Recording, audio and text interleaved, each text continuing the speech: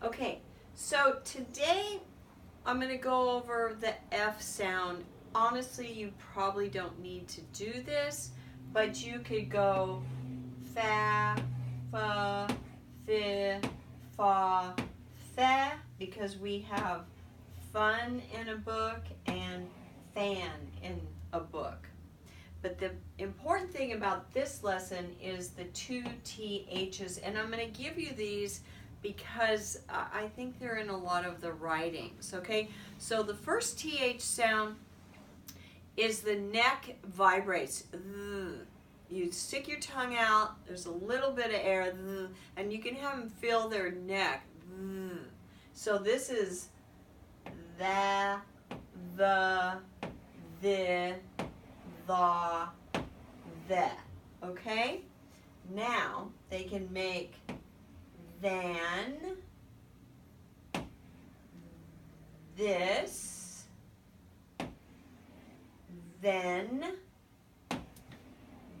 them, and then you're going to have to break the news to them about the.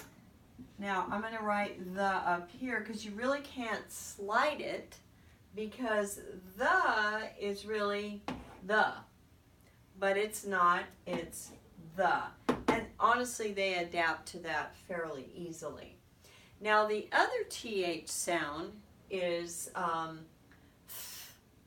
so it's all this air, no vibration.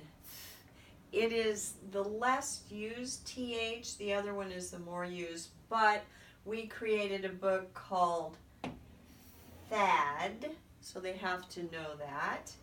And I think we're going to do another book called Path, and the word thin. So you can see you get a lot more out of this TH than this. You might put a line underneath it so they know the difference between the two.